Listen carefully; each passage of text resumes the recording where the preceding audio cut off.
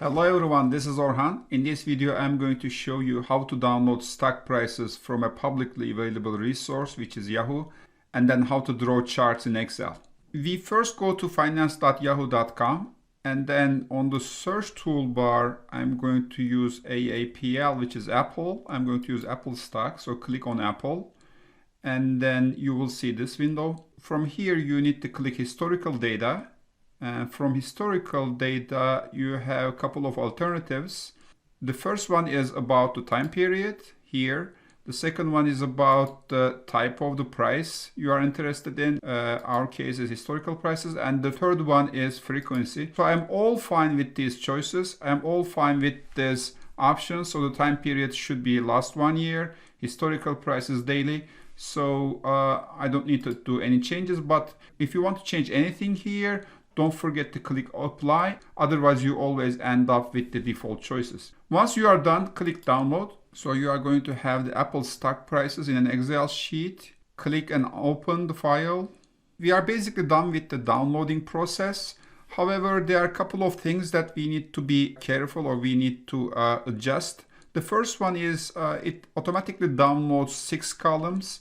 I am only interested in stock prices, that's why I'm going to delete all of them but the adjusted close. So adjusted close is the daily close price of the stock. The other thing I'm going to do is to change the name to Apple price. And then as you can see, the stock prices have 6 decimals. To decrease decimals, you are supposed to select the whole column. So click the very first cell and then Ctrl-Shift down arrow will select the whole column. And then this icon here decreases decimals. So let's decrease it to 2. Now we are done with the Apple stock prices.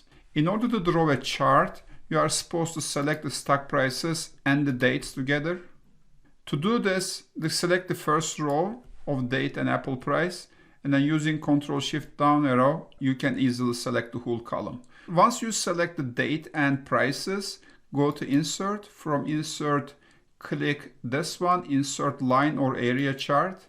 And from there, click the very first one. This gives you the chart of Apple stock prices. We are basically done with the charting.